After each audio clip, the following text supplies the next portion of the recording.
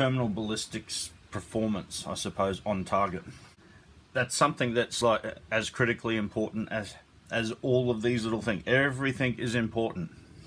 Okay, so from slight stature people to be able to not have fear and flinches, not to be scared of their firearm, uncomfortable muzzle brake, uncomfortable feeling guns and heavy weight for carrying, etc. And just ease of maintenance, okay?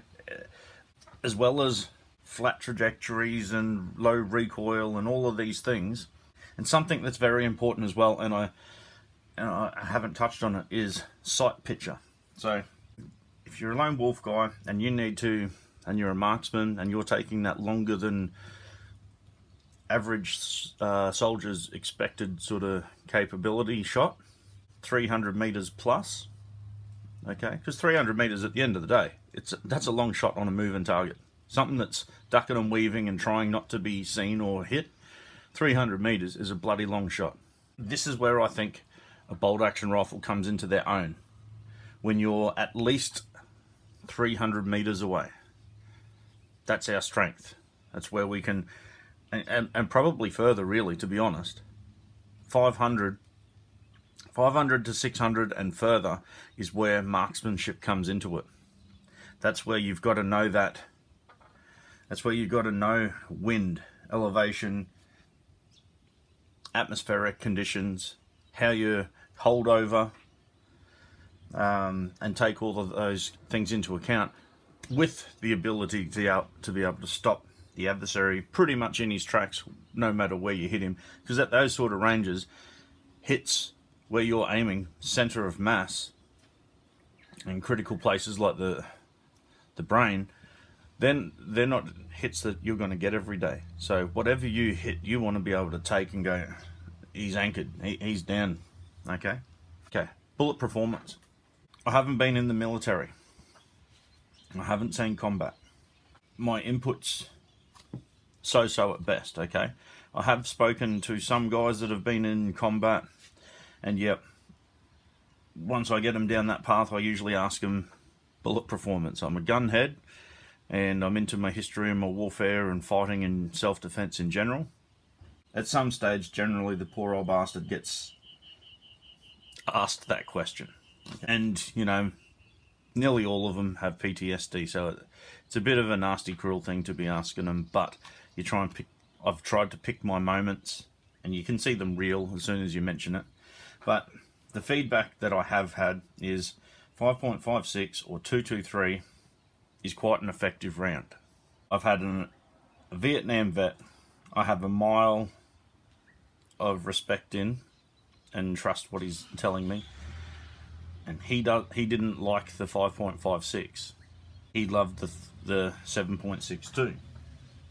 And you will find, especially around that time when the crossover was happening in the 90s, and Australia was adopting the Ausdire, there was a lot of chatter at the rifle ranges and amongst ex-veterans and ex-army personnel that, you know, we want the 7.62. Obviously, they've heard stories from other veterans and guys with experience in the field. So you've got to remember, a lot of soldiers aren't shooters, aren't hunters, okay? So they can only go off what they've been told in the army and from their peers. So I can tell you from my hunting experience, the first half of my hunting career would have been mainly goats and obviously smaller pests, rabbits, foxes, etc. The later half of my hunting life has mainly been pigs, one deer, one red deer, and that was shot with the 22 Magnum, and that was a neck shot, and it worked fine. Obviously, in my time, I have seen the poor old kangaroo in this country is with the most shot species on the continent, even though you're not allowed to. It seems to be the unwritten rule. When you go onto a farmer's property, they're expected to knock over roos for him. Okay, so I've been onto many properties with many guys. A lot of roos eat a lot of different types of projectiles and bullet combinations. at all sorts of ranges, okay? They're a tough animal. They don't go down easy, but they can. Just like a human or anything else, bullet placement is everything, okay?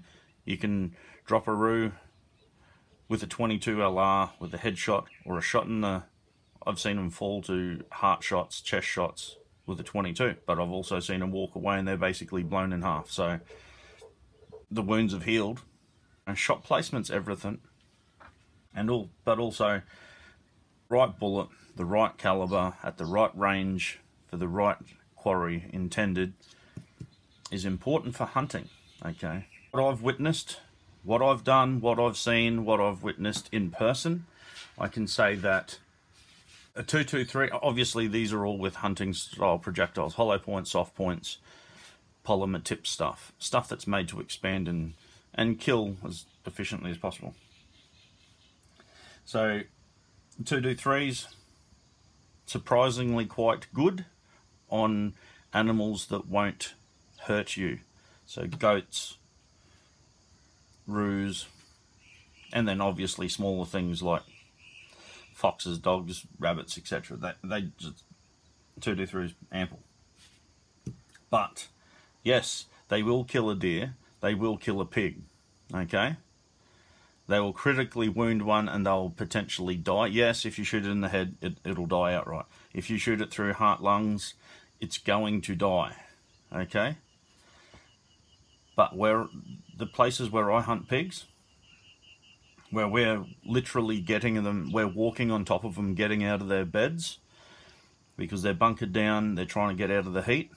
This is very close range, up and personal hunting where you don't want a cartridge like a 223, even a 243. You want something starting at probably 308, 303, 308, 30-30. I suppose I haven't used one, but 30-30 would be fine, I guess. And in that environment, I like to look at that, and that's how I like to gauge things, because pigs are tough animals. Their blood's up, they know the game's up, they're wild animals, they fight like anything. And when they decide they're running, whichever direction they're running, they are 100% committed to getting the hell out of Dodge. So this is where I gauge stopping power in my experience. So I can say that, yep, 308, 303, 3006 definitely has the power to stop at those ranges. Unfortunately, I've never used my 6.5 Swedish Mauser. 270 is an absolute sledgehammer.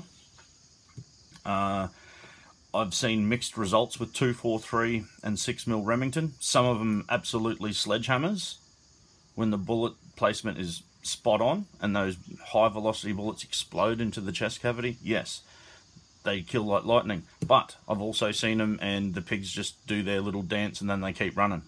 Okay, so they don't have stopping power, but yes, with a well-aimed sniper shot, you'll critically drop somebody. 44 Magnum, yes, is very effective at very close range. Again, to a certain point and to a certain size of pig. That's another subject.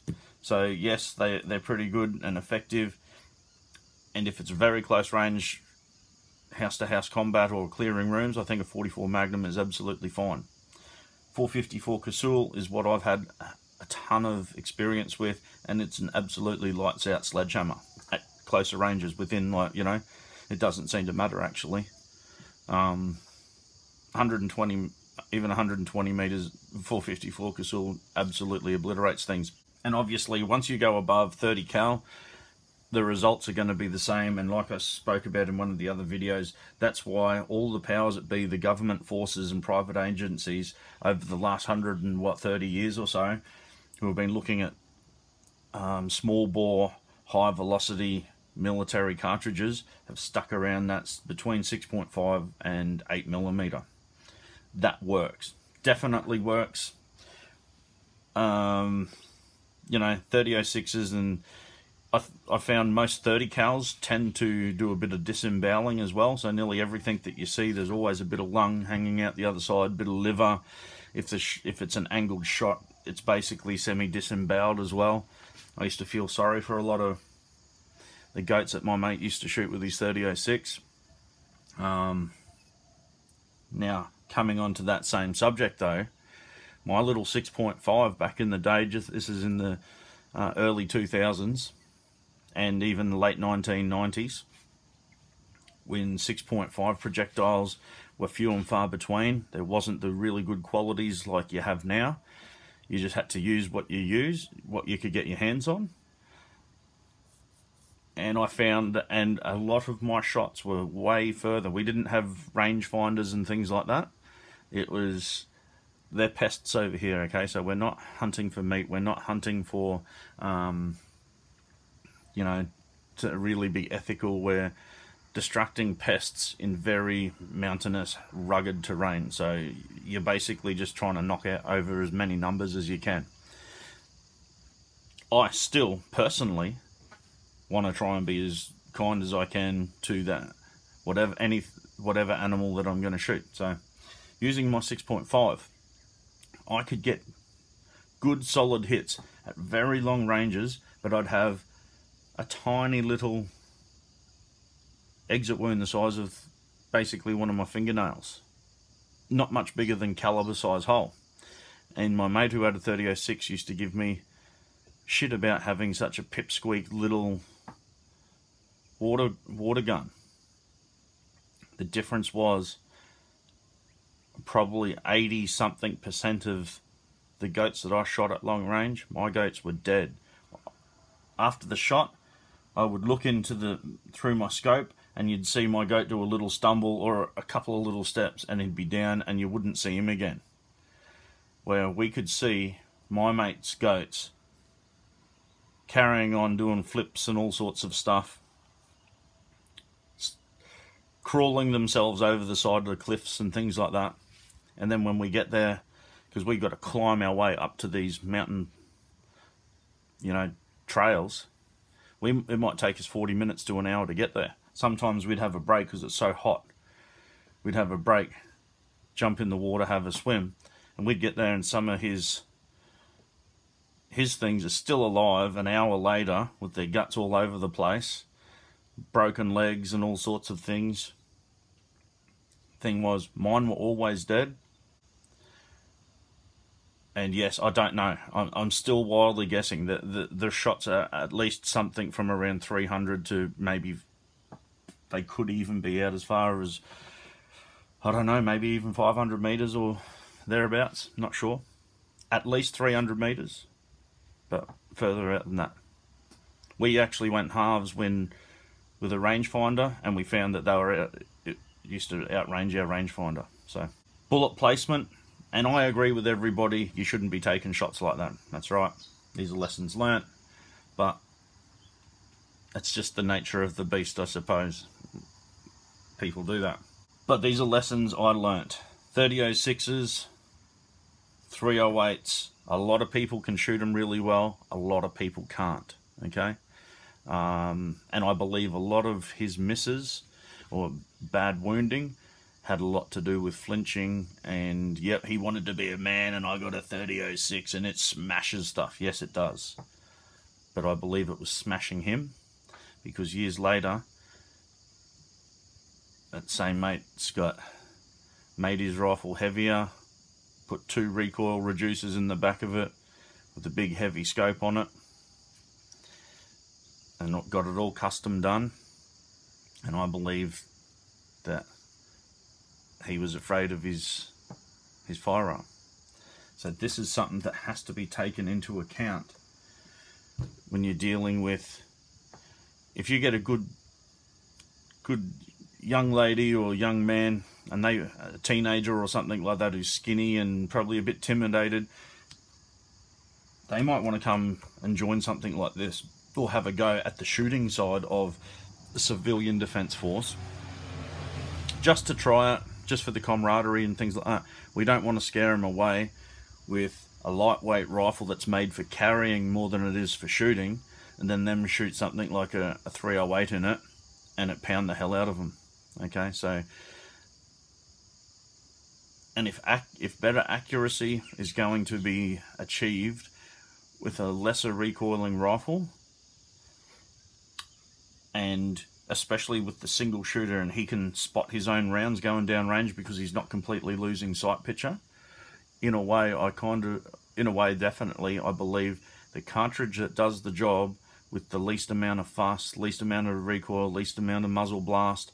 I don't like muzzle brakes, so I kind of don't really want a muzzle brake, or I'm not the dictator on this. I'm just starting a conversation. We don't even have a militia force or a volunteer force at the moment. I just want to get enough people talking about it, and I want to see something materialize, because I believe now there's enough of a feeling in the air in this country that people aren't happy with the government. They don't trust the military spending. You can just feel it.